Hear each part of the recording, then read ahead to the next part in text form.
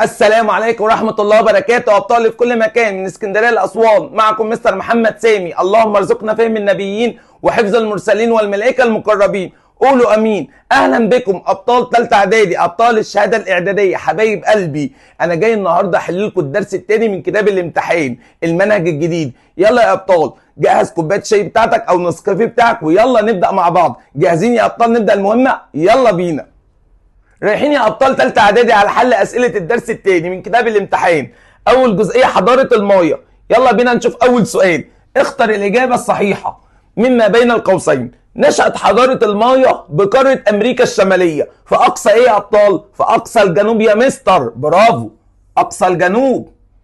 تميزت حضاره المايه بموقعها على عده مسطحات مائيه، منها ايه يا ابطال؟ هي تحت عند خليج المكسيك يا مستر، برافو.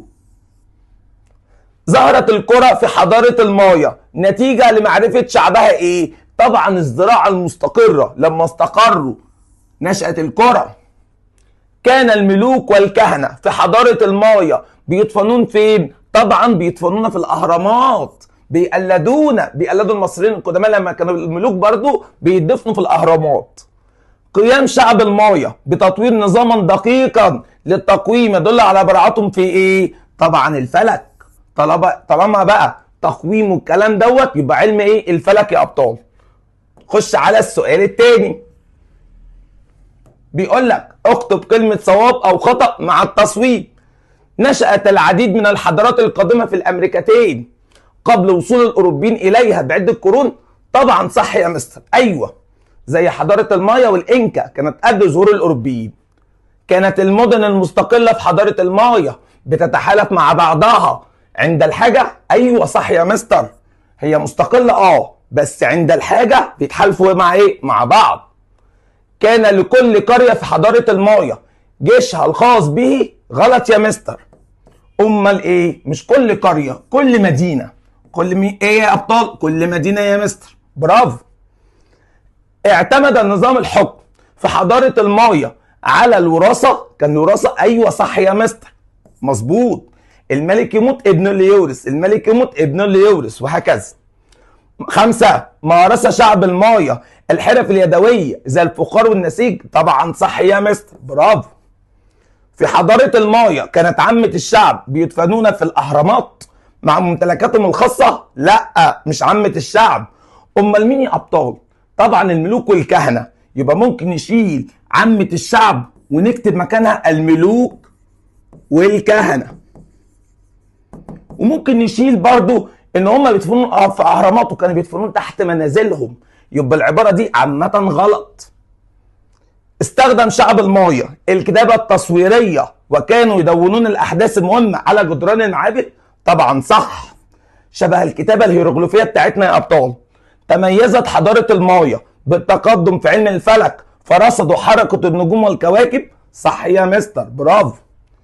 انشأت حضاره المايا اهرامات اقل ضخامه ودقه من الاهرامات المصريه بتاعتنا. ايوه كانت اقل. احنا في حد يعمل زينا برضو؟ حد يقدر يعمل زينا؟ لا طبعا.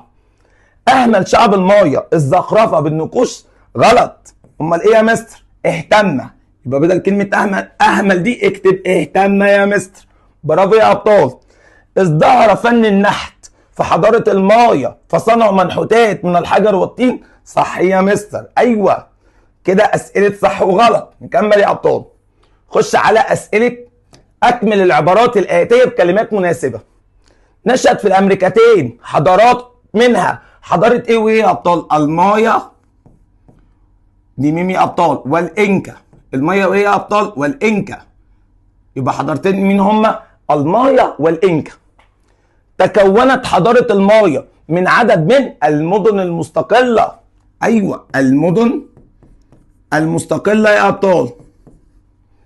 كان الملك في حضارة المايا بيجمع بين السلطتين الدينية والسياسية. كان بيجمع بين سلطتين، ايه هما؟ الدينية والسياسية. تألف المجلس الذي كان يساعد الملك في حضارة المايا من كبار القادة العسكريين، وايه تاني يا أبطال؟ والكهنة. وايه تاني؟ والنبلاء اللي هم الأغنياء، زي الأغنياء كده، الكهنة والنبلاء. برافو عليك يا ابطال. مكملين مع بعض. رايحين على السؤال الخامس، بيقول لك اهتم شعب المايا بالتجاره فانشأوا طرق وسط الايه؟ الغابات يا مستر، برافو، وسط الغابات، وقنوات مائيه. قنوات ايه يا ابطال؟ مائيه.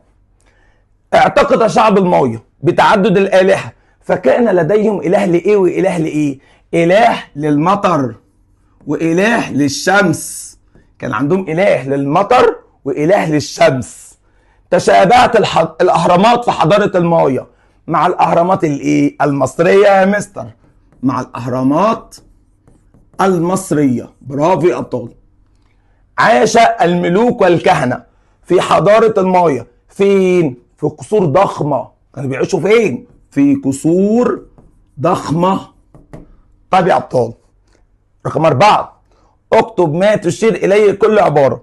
زراعه عرفها شعب المايا في بدايه حضارتهم، الزراعه المتنقله. نكتب كده اهو، الزراعه قبل ما يعرفوا المستقره اسمها الزراعه بقى المتنقله. تمام. كتابه استخدمها شعب حضاره المايا وتشابهت مع الكتابه الهيروغليفيه اسمها ايه يا ابطال؟ الكتابه التصويريه. اكتبها كده اهو، الكتابه التصويريه. تمام يا ابطال. 3، من اشهر اثار حضاره المايا وما زالت موجوده حتى اليوم بدوله المكسيك طبعا يا ابطال هرم كوكو لاكان. اسمه ايه يا مستر؟ هرم كوكو لاكان. هرم كوكو لاكان.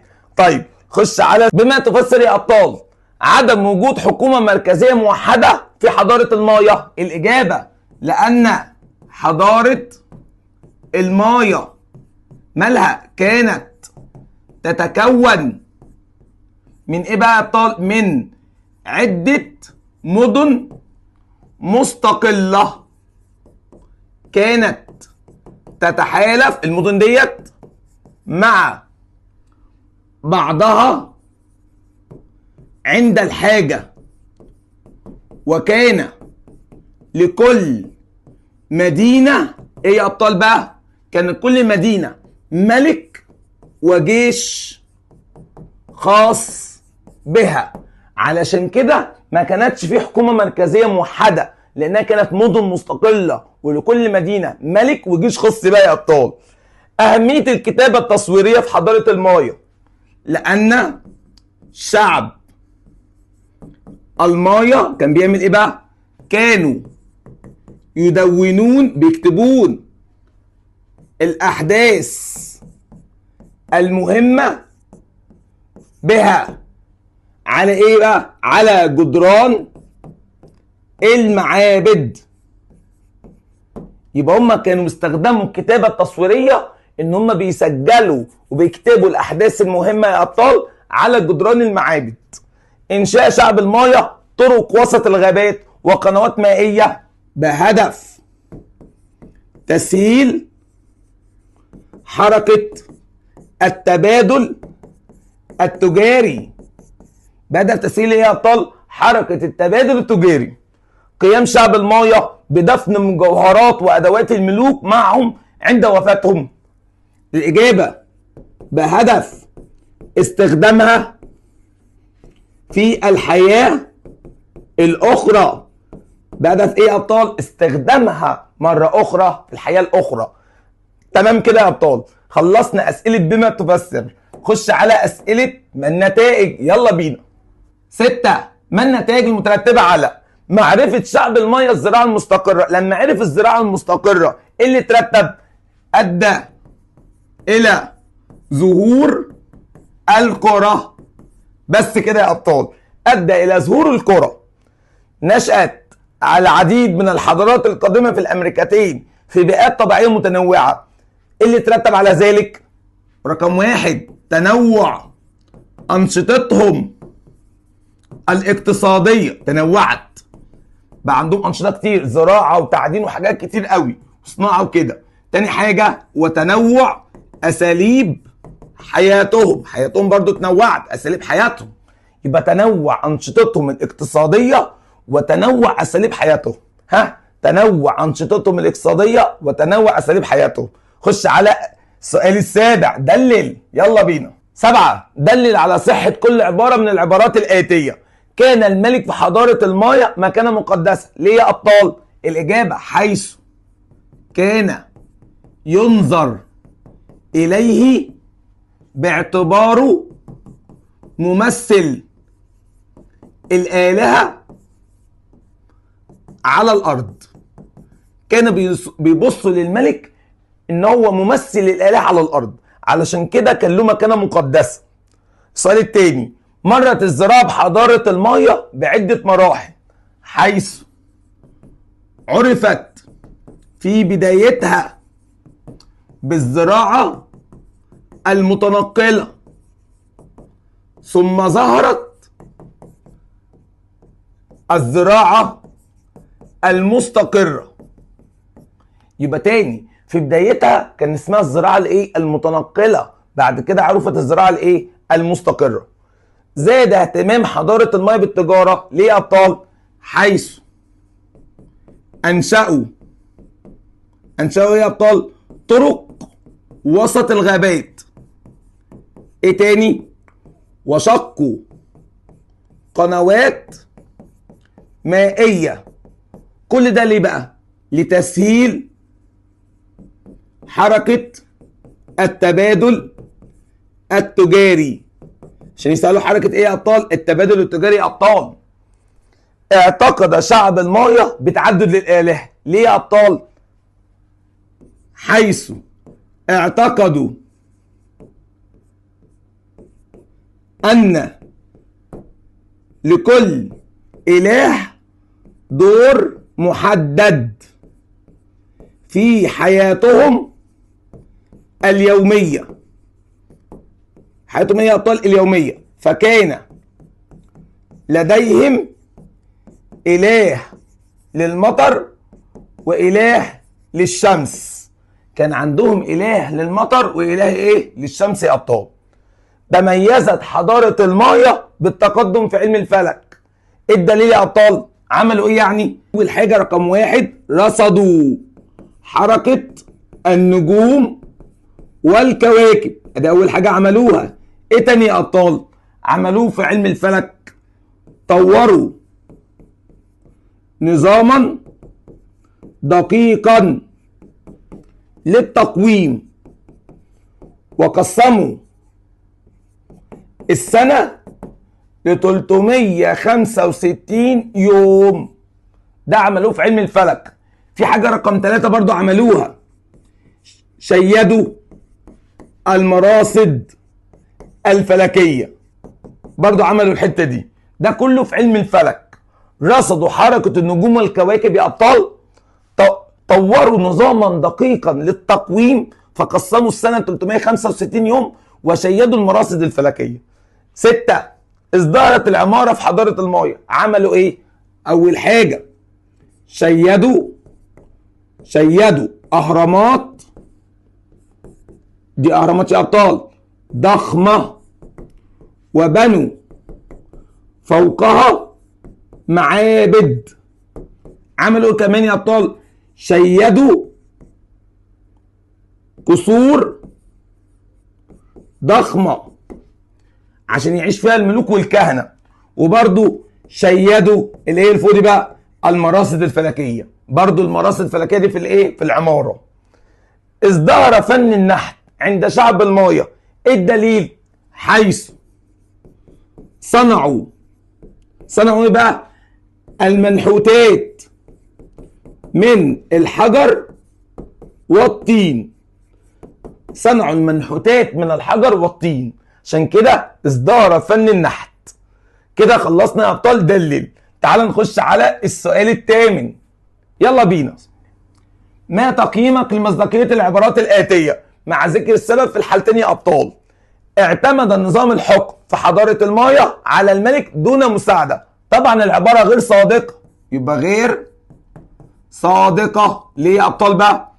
حيث كان يساعد الملك مجلس بقى مين؟ يتكون من النبلاء والكهنة وكبار القادة العسكريين. يبقى العبارة غير صادقة، صح كده. 2، اقتصرت يعني فقط سلطة الملك على النظام السياسي في حضارة المية، طبعا العبارة غير صادقة، حيث كان يجمع بين السلطتين. ايه بقى يا ابطال؟ السياسية والدينية، وليست السياسية فقط. 3، ارتبطت الحياة الدينية في حضارة المايا بالظواهر الطبيعية يا ابطال، طبعا العبارة صادقة. ايوه صادقة يا ابطال. صادقة ليه يا مستر؟ حيث اتخذ شعب المايا، اتخذوا بقى ايه؟ آلهة. آلهة من ايه؟ من الظواهر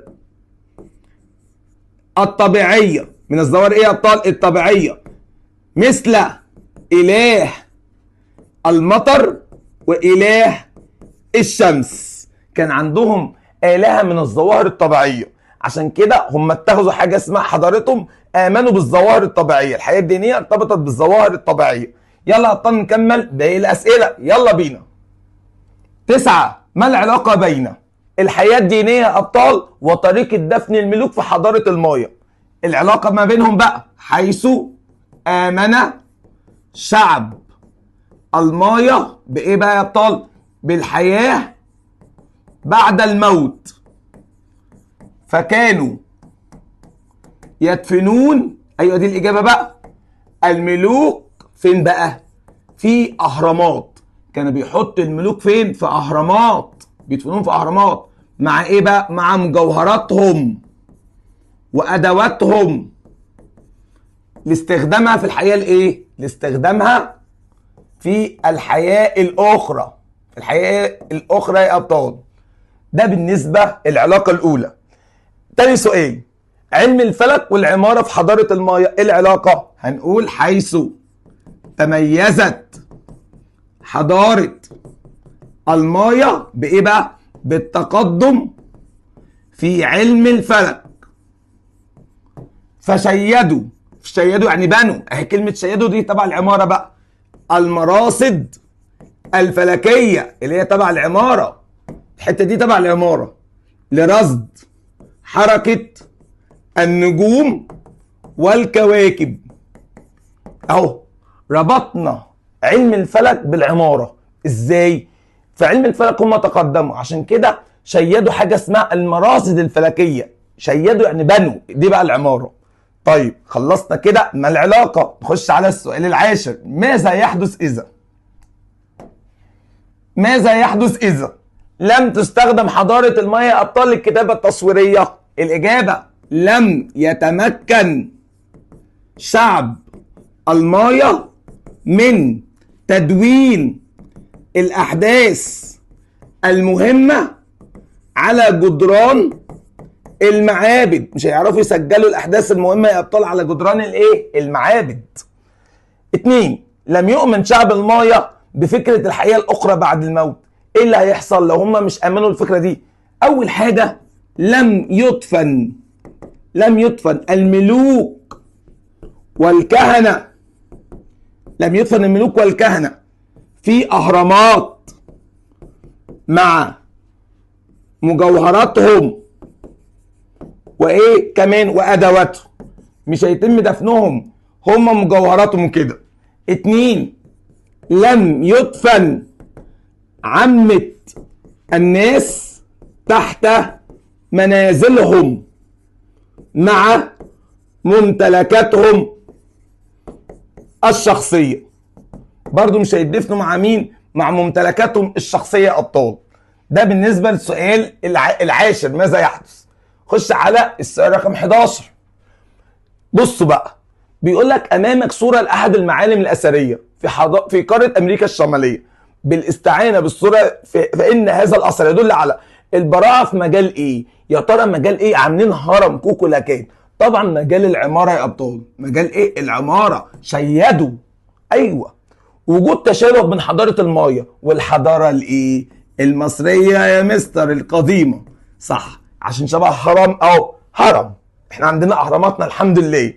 كده خلصنا الاسئله دي، رايحين على اسئله التميز بتاعت الجزء الاول. يلا بينا يا ابطال.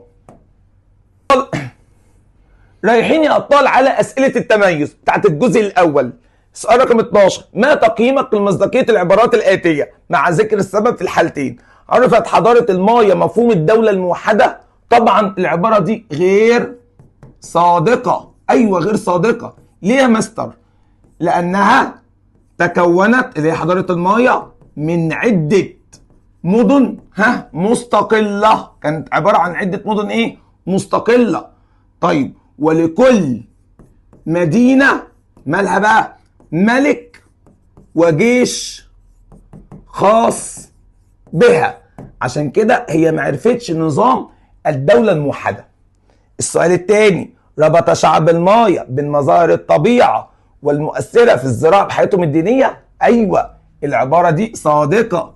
ليه يا مستر؟ حيث كان لديهم آلهة للمطر والشمس. كان عندهم إله للمطر وإله للشمس التي تؤثر، دي بيأثر في إيه بقى؟ في الزراعة. طبعا الزراعة محتاجة مطر وشمس. يبقى دي إجابة السؤال الثاني يا أبطال. السؤال الثالث، تشابهت أهداف بناء الأهرامات في الحضارة المصرية القديمة وحضارة المايا؟ أيوة يا أبطال صادقة، تشابهت، حيث كانت مكانا ايه؟ للدفن. لمين بقى؟ الملوك، لدفن الملوك والايه؟ والكهنه. كانت مكان بيدفنوا فيه الملوك والكهنه يا ابطال. السؤال رقم 4، كانت المعابد تمثل مرجعا تاريخيا في حضاره المايا؟ ايوه العباره صادقه يا ابطال. ليه؟ حيث كانوا يدونون الاحداث المهمه على جدران المعابد.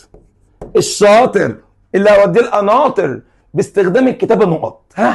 سامعكم التصويريه باستخدام الكتابه التصويريه ابطال. تمام. خش على السؤال رقم 13. بيقول لك بقى دلل على صحه العباره.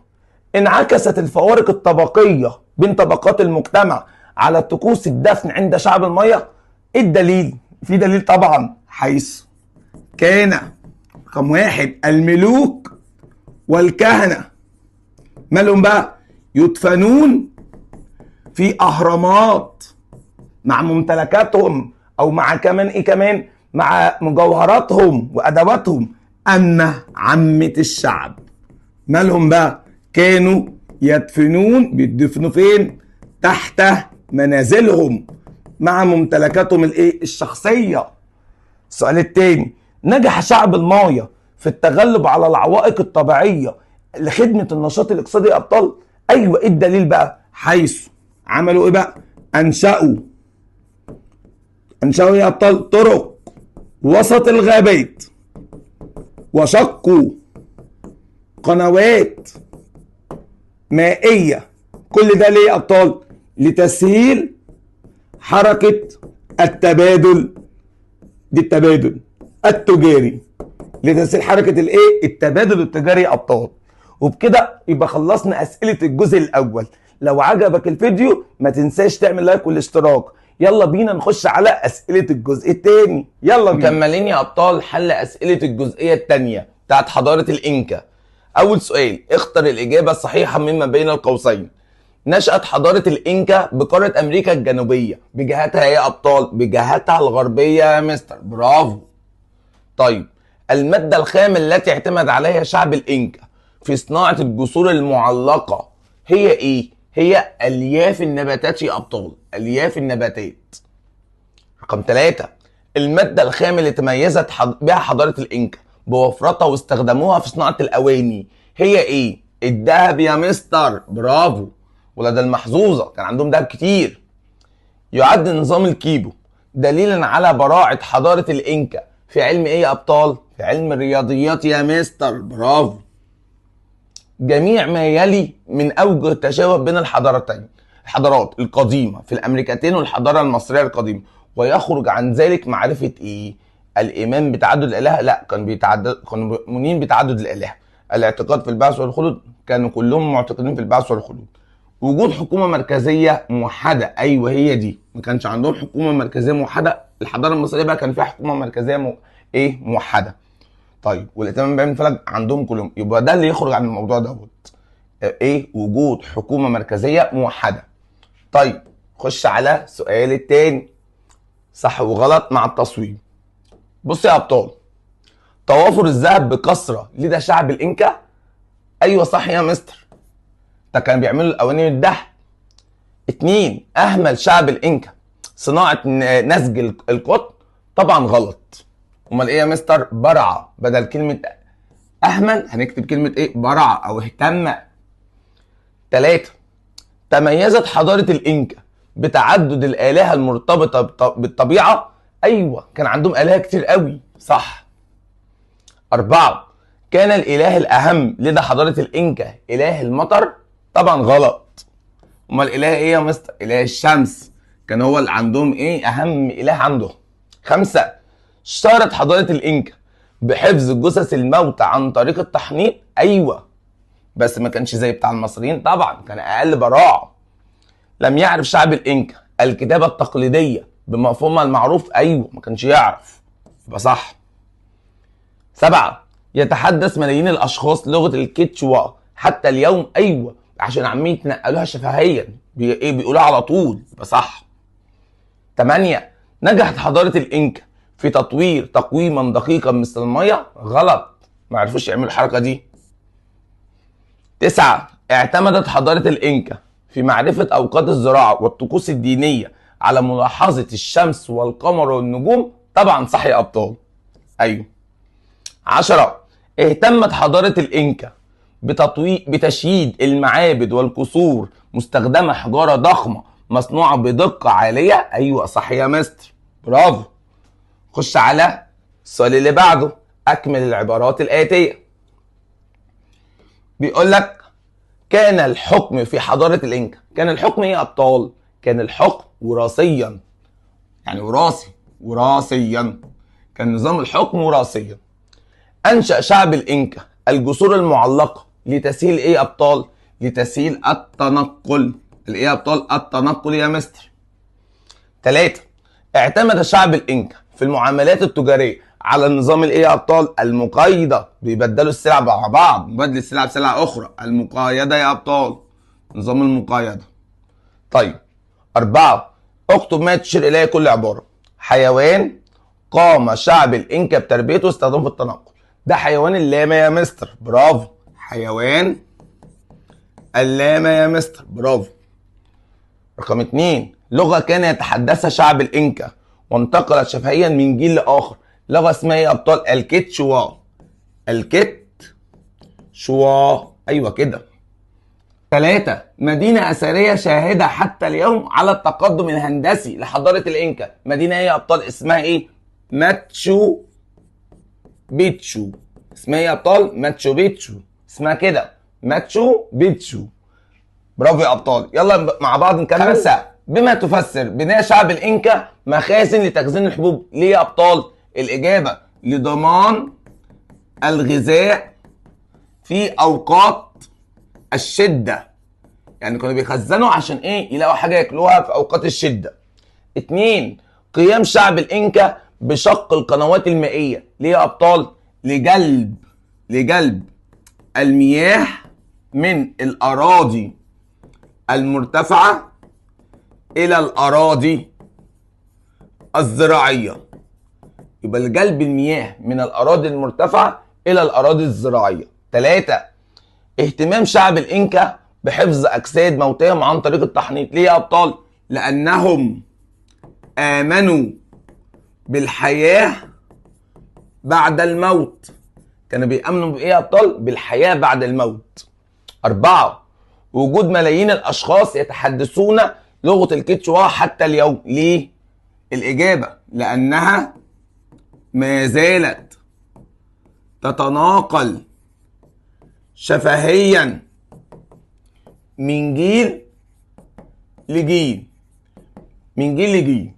بيتنقلوها شفهيا. عرف شعب الانكا الاوقات المثلى للزراعه والطقوس الدينيه، ليه يا ابطال؟ ايه الدليل؟ ليه؟ السبب من عرف الاوقات المثلى لانهم اعتمدوا على ملاحظة ايه بقى؟ الشمس والقمر والنجوم. اعتمدوا على ملاحظة الشمس والقمر والنجوم. 6. اهتمام شعب الإنكا ببناء الجسور وشق القنوات الطرق وتسويتها. ليه عملوا كده؟ الإجابة 1. لتسهيل التنقل. ايه كمان يا أبطال؟ وتيسير الاتصال بين أجزاء الإمبراطورية. يبقى تاني، لتسهيل التنقل وتيسير الاتصال بين أجزاء الإمبراطورية. 7. قيام الحضارات القديمة في الأمريكتين والحضارة المصرية القديمة بوضع تقاويم دقيقة. ليه يا أبطال؟ أول حاجة بهدف تنظيم حياتهم الزراعية عشان يعرفوا أوقات الزراعة والكلام ده. 2. إقامة احتفالاتهم الدينية. يبقى لتنظيم حياتهم الزراعية وإقامة احتفالاتهم الدينية. كده خلصنا أسئلة بما تفسر. تعال نخش على أسئلة ما النتائج. يلا بينا. 6. ما النتائج التي ترتبت على تميز حضارة الإنكا بنظام حكم مركزي قوي؟ أدى ليه يا أبطال؟ نقول أدى إلى الاستقرار، أيوه، والتوسع، مما جعلها من أقوى إمبراطوريات أمريكا الجنوبية. خلاها من أقوى إمبراطوريات أمريكا الجنوبية. طيب، اعتبار حكام الإنكا أنفسهم أبناء إله الشمس اللي هو أهم إله عندهم. الإجابة منحهم مكانة مقدسة بين شعب الإنكا. منحهم إيه يا أبطال؟ مكانة مقدسة بين شعب الإنكا. طيب، ده بالنسبة لأسئلة ما النتائج. تعال نخش على أسئلة دلل. يلا بينا. 7. دلل على صحة كل عبارة من العبارات الآتية يا أبطال. امتلك شعب الإنكا خبرة كبيرة في مجال الزراعة. إيه الدليل؟ أول حاجة رقم 1، نجحوا في إنتاج محاصيل متنوعة. إيه تاني يا أبطال؟ 2، بنوا مخازن لتخزين الحبوب. ايه تاني يا ابطال؟ عملوا ايه تاني؟ نجحوا في زراعة المدرجات الجبلية وشق كمان القنوات. كل ده نجحوا في مجال الزراعة، كان عندهم خبرة كبيرة في مجال الزراعة. 2، اهتم شعب الإنكا بتربية الحيوان. ايه الدليل؟ حيث قاموا بتربية حيوان اللاما الذي استخدموه في التنقل. يبقى هم كانوا بيربوا حيوانات زي حيوان اللاما اللي استخدموه الابطال في ايه؟ في التنقل. 3، استطاع شعب الانكا التغلب على الطبيعه الجبليه ببلادهم. عملوا ايه يا ابطال؟ 3 حاجات. اول حاجه رقم 1، برعوا في زراعه المدرجات الجبليه، ان هم زرعوا المدرجات الجبليه. 2، شقوا القنوات. طبعا القنوات ديت يا ابطال علشان يجلبوا الميه من المناطق المرتفعه الى الاراضي الزراعيه. 3، اقامه الجسور. الجسور طبعا المعلقه من الياف النباتات، ودي يا ابطال عشان تسهل عليهم عمليه التنقل. طيب، خش على رقم 4، ظهرت براعه شعب الانكا في بعض الصناعات يا ابطال. ايه الدليل؟ حيث 1، أبدعوا في صناعة الأواني الفخارية والمعدنية. والمعدنية دي كانوا بيعملوها إما من النحاس أو الذهب. إيه كمان؟ برعوا في نسج القطن. برعوا الأبطال في نسج إيه؟ القطن. 5، تقدمت حضارة الإنكا في علم الرياضيات. إيه الدليل؟ حيث استخدموا نظاما رياضيا. ليه بقى؟ لتوثيق المعلومات يعرف بالكيبو. اسمه ايه؟ الكيبو. استخدموا نظاما رياضيا لتوثيق المعلومات يعرف بايه؟ بالكيبو. براعة حضارة الإنكا في فن العمارة. ايه الدليل؟ عندنا كذا دليل. رقم 1، شيدوا المعابد والقصور، ودي ابطال كانوا بيعملوها من كتل ضخمه، من كتل حجريه ايه؟ ضخمه، وكانت نحتت بدقه عاليه. 2، اهتموا ببناء الجسور وشق الطرق وتسويتها. كانوا بيهتموا ببناء الجسور وايه؟ وشق الطرق وايه؟ وتسويتها. رقم 3، تشييد المدن. اهتموا بتشييد الايه؟ المدن. مثل ايه يا ابطال؟ زي مدينه اسمها ايه؟ ماتشو بيتشو. ماتشو بيتشو الاثريه.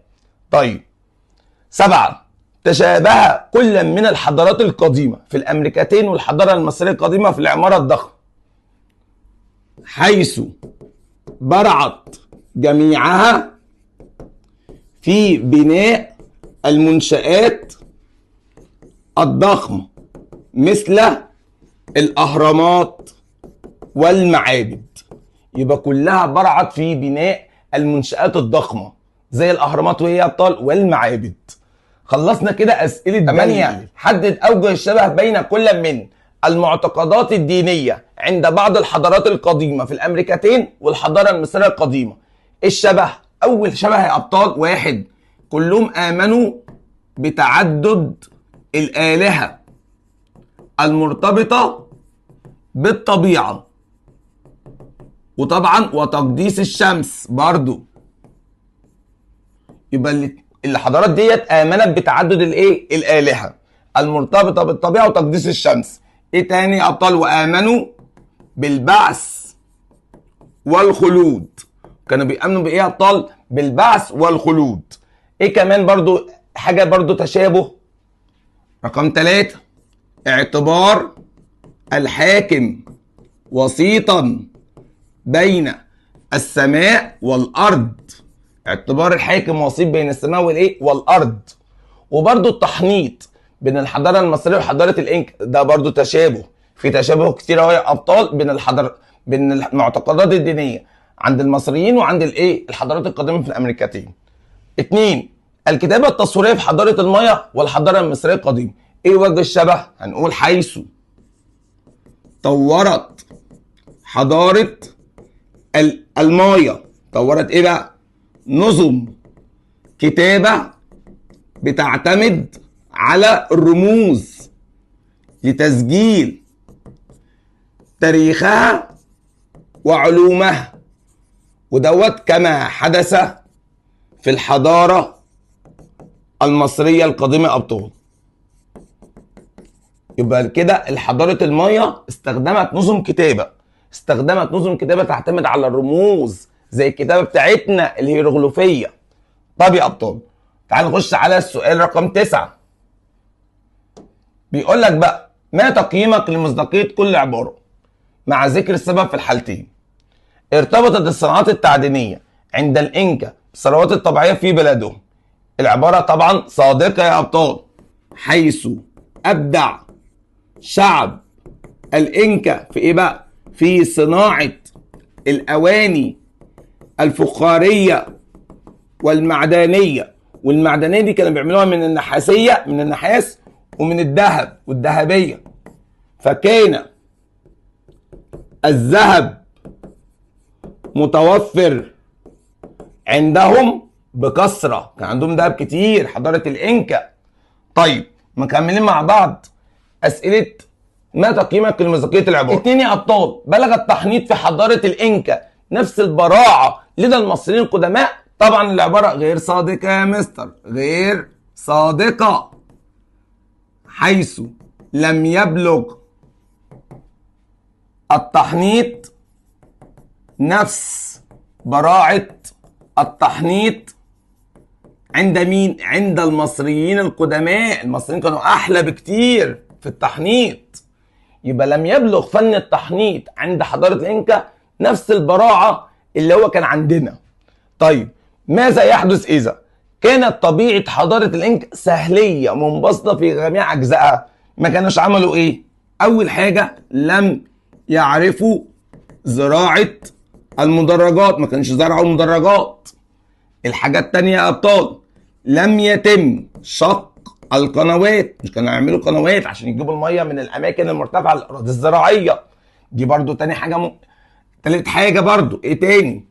لم يتم بناء الجسور المعلقة اللي هم كانوا بيعملوها، كل ده ما كانش هيعملوه. طيب سؤال رقم 2، ماذا يحدث لم يؤمن شعب الإنكا بالحياة بعد الموت؟ إيه اللي هيحصل لو هو مش هيؤمن؟ لم يعرف شعب الإنكا التحنيط، أيوة، لحفظ أجساد موتاهم، ما كانش عرفوا التحنيط. تمام يا أبطال.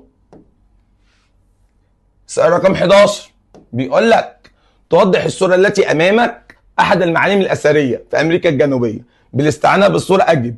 يعد هذا الأثر دليلا على تقدم حضارة الإنكا إيه بقى؟ الهندسي.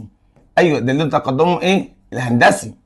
طيب يوجد هذا الأثر حاليا بدولة إيه؟ بدولة بيرو. طبعا أثر إيه؟ مدينة ماتشو بيتشو في دولة إيه اسمها إيه؟ بيرو، موجودة في أمريكا الجنوبية الدولة دي. تمام كده يا أبطال، كده خلصنا أسئلة الدرس، فضل لنا أسئلة التميز، يلا بينا نخش عليها. أسئلة التميز يا أبطال، ما تقييمك لمذاكرة كل عبارة مع ذكر السبب في الحالتين؟ نجحت حضارة الإنكا في مواجهة كثرة المرتفعات الجبلية لتحقيق أمنهم الغذائي.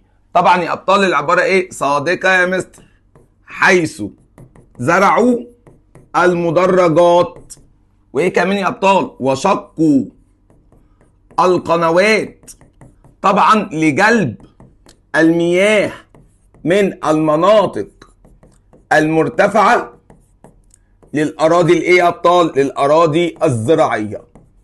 طيب السؤال التاني، وظفت حضارة الإنكا تقدمها الفلكي في خدمة الحياة الاقتصادية. طبعا العبارة صادقة، حيث عرفوا الأوقات المثلى للزراعة من خلال إيه يا أبطال بقى؟ ملاحظة الشمس والقمر والنجوم. تمام يا أبطال. سؤال رقم 13، دلل على صحة العبارة. طوعت حضارة الإنكا صعوبة التضاريس واستطاعت إحكام سيطرتها للسياسية، يعني قدرت تسيطر. طبعا إيه الدليل على ذلك؟ حيث عملوا إيه بقى في الحكاية ديت؟ أقاموا الجسور. عملوا إيه؟ جسور من ألياف النباتات، طبعا لتسهيل التنقل. عملوا كده، قدروا يتغلبوا على صعوبة التضاريس بتاعتهم، عملوا جسور معلقة من ألياف النباتات لإيه؟ لتسهيل التنقل.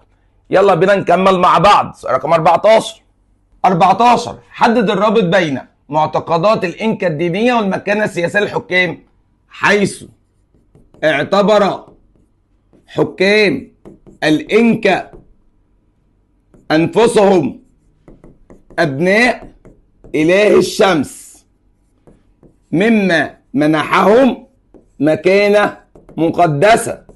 اعتبروا أنفسهم إيه؟ أبناء إله الشمس، مما منحهم كده إيه؟ مكانة مقدسة. حدد الرابط، غياب الكتابة التقليدية وعلم الرياضيات في حضارة الإنكا، حيث استخدم شعب الإنكا نظاما رياضيا عرف بالكيبو لتوثيق المعلومات بسبب عدم معرفتهم لإيه بقى؟ للكتابة التقليدية. كانش يعرفوا الكتابة التقليدية، بس كان عندهم نظاما رياضيا عرفوه اسمه الكيبو لتوثيق المعلومات. وبكده يا أبطال خلصنا أسئلة الدرس الثاني من كتاب الامتحان. لو عجبك الفيديو ما تنساش تعمل لايك والاشتراك. كان معكم مستر محمد سامي، شكرا.